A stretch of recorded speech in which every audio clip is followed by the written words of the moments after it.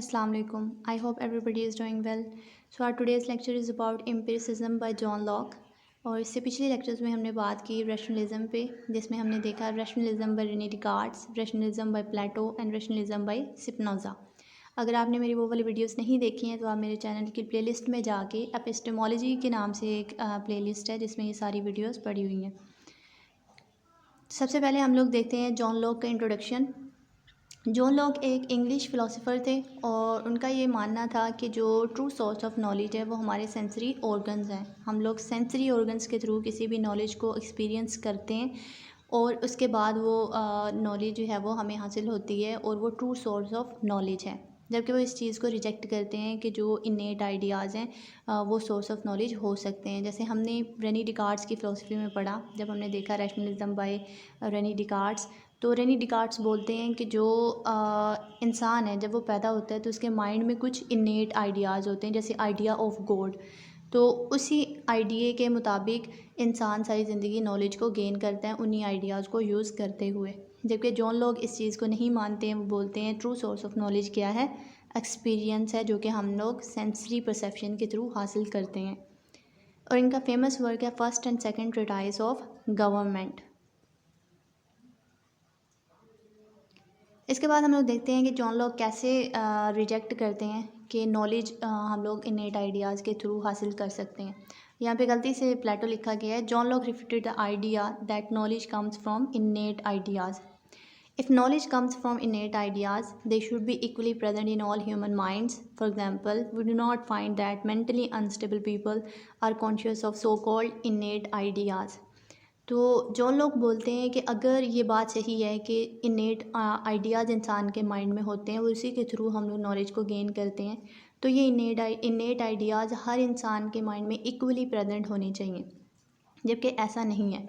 For example देते हैं कि जो मेंटली अनस्टेबल पीपल होते हैं उनके दिमाग में जो आइडियाज़ होते हैं वो वैसे डिवेल्प्ड नहीं होते जैसे आम इंसानों में होते हैं, तो उनके माइंड में भी होने चाहिए अगर ये इनेट आइडियाज़ जैसी कोई चीज़ होती है। तो the idea of God, morality and others are not same in all minds, different ideas are held in different societies. For example God का कंसेप्ट देख लें कि कुछ लोग ऐसे हैं जो ये मानते ही नहीं हैं, जिन्हें हम लोग एथियस्ट बोलते हैं, वो मानते नहीं हैं कि गॉड है, एग्जिस्ट करता है।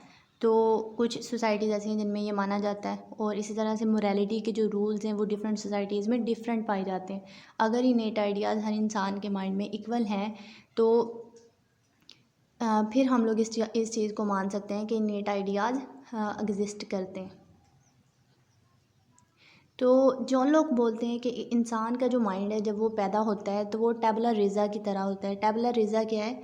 ब्लैंक शीट है। तो according to Locke, at the time of birth every mind is like tabula rasa, a blank sheet. A child learns everything through experience. कि जब इंसान पैदा होता है तब उसका माइंड बिल्कुल एक ब्लैंक शीट की तरह का होता है और उसे कुछ भी किसी भी चीज़ के बारे में नॉलेज नहीं होती है। हर चीज़ जो एक बच्चा लर्न करता है वो किसके थ्रू लर्न करता है? Through experience. The knowledge which comes from इनेट ideas is called priori knowledge. The knowledge which comes from experiment is called posterior knowledge. तो यहाँ पे प्रायरी नॉलेज और पोस्टीरियर नॉलेज की डेफिनेशन है कि प्रायरी नॉलेज ऐसी नॉलेज है कि जो हमारे दिमाग में पहले से मौजूद होती है। जब हम लोग पैदा होते हैं तो हमारे दिमाग में इम्प्लांटेड होती है वो, जबकि पोस्टीरियर नॉलेज वो है जो हम लोग एक्सपीरियंस के थ्रू हासिल करते हैं। तो रेनी डिकार्ड्स बिलीव करते थे कि इंसान के पास जो नॉलेज है वो क्या है? Priori knowledge. जबकि जॉन लॉक के मुताबिक इंसान जो है वो पोस्टीरियर नॉलेज के थ्रू नॉलेज गेन करता है। इसके बाद सेंसेशन एंड रिफ्लेक्शन। और जॉन लॉक के फ़िलासफ़ी में जॉन लॉक कहते हैं कि इंसान जो भी नॉलेज हासिल करता है वो एक्सपेरिमेंट के थ्रू हासिल करता है और वो बाय टू मीन्स होती है, sensation and reflection. The mind receives ideas through sensation and then reflects on those ideas to store new idea. तो इंसान क्या करता है? अपनी सेंसरी ऑर्गन के थ्रू किसी भी सेंसेशन को रिसीव करता है और फिर हमारा जो माइंड है वो उस चीज़ को रिफ्लेक्ट करके उसे एक न्यू आइडिया में कन्वर्ट कर देता है। The use of sense to obtain information about external objects such as seeing a color or tasting a lemon। कि हमारी सेंसेस का यूज़ करते हुए हम लोग जो नॉलेज ऑब्टेन करते हैं, इन्फॉर्मेशन ऑब्टेन करते हैं, उसे हम लोग क्या बोलेंगे, सेंसेशन। फॉर एग्जांपल जब हम लोग किसी कलर को देखते हैं या फिर हम लोग किसी लेमन को टेस्ट करते हैं, इसे हम लोग क्या बोलेंगे, सेंसेशन। रिफ्लेक्शन क्या है, the use of consciousness to think about what is experienced, such as when someone reflects on whether a key of a similar shape to one they have used before will fit a lock। जब हम लोग किसी चीज़ पे reflection करते हैं, think करते हैं, तो उस चीज़ को हम लोग क्या बोलते हैं, रिफ्लेक्शन बोलते हैं। फॉर एग्ज़ाम्पल कि जब हमारे पास एक कीज़ हमने पकड़ी हुई हैं और हम किसी लॉक को खोलने की कोशिश कर रहे हैं, तो हमें हमारे माइंड में ये जो है वो एक स्टिमुलाई क्रिएट होगा कि ये इस शेप की जो की है ये इस लॉक में फ़िट हो जाएगी, क्योंकि आपने ऐसे ही की को यूज़ करते हुए पहले भी इस लॉक को ओपन किया था। तो ये सारा का सारा प्रोसेस क्या है, थिंकिंग का प्रोसेस है, और इस थिंकिंग को ही बेसिकली हम लोग क्या बोलते हैं, रिफ्लेक्शन बोलते हैं। मतलब किसी चीज़ को देखना और फिर उसके ऊपर रिफ्लेक्ट करना, थिंक करना, उसे हम लोग रिफ्लेक्शन बोलेंगे। इसके बाद सिंपल और कम्प्लेक्स आइडिया की जो है वो कंसेप्ट भी हमारे पास जॉन लोग देते हैं। तो सिंपल आइडिया और कम्प्लेक्स आइडियाज़ क्या होते हैं, simple ideas are basic concepts that stand on their own, while complex ideas build several simple ideas into another idea। जब तक एक आइडिया मतलब एक आइडिया है तो वो क्या है, सिंपल आइडिया है, और वो स्टैंड ऑन इट्स ओन, मतलब वो इंडिपेंडेंट है, उसकी किसी दूसरी चीज़ पे डिपेंडेंस नहीं है। while complex ideas build several simple ideas into another ideas। जब डिफरेंट आइडियाज़ मिलकर क्या करते हैं, एक न्यू आइडिया बनाते हैं, उसे हम लोग क्या बोलेंगे, complex idea. For example a button is a simple idea, a combination of several buttons with wiring connecting them into a keyboard is a complex idea.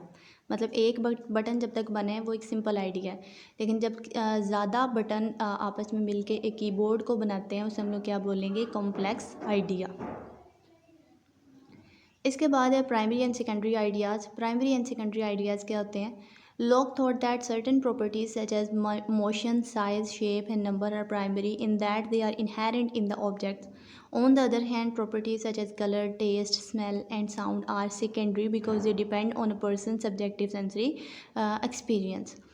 तो इसमें प्राइमरी एंड सेकेंडरी आइडियाज़ क्या होते हैं, प्राइमरी आइडियाज़ ऐसे ideas हैं जिनकी जो है वो एक particular motion, size and shape और नंबर होता है, और ये डिपेंड नहीं करते किसी दूसरे जो है वो आइडिया पर, और इनकी जो प्रॉपर्टीज़ है वो इनहेरेंट होती है। जैसे एप्पल है, एप्पल की जो प्रॉपर्टीज़ है वो उसके अंदर इनहेरेंट है, मतलब उसका जो साइज़ होता है, उसकी जो शेप है, तो ये क्या है, उसमें इनहेरेंट प्रॉपर्टीज़ है। और आगे अगर हम लोग उसकी देख लें, उसका जो टेस्ट है या फिर उसका स्मेल है, उसकी रेडनेस है, ये सारी की सारी सेकेंडरी प्रॉपर्टीज़ हैं, और ये किस पे डिपेंड करती हैं, प्राइमरी प्रॉपर्टीज़ पे।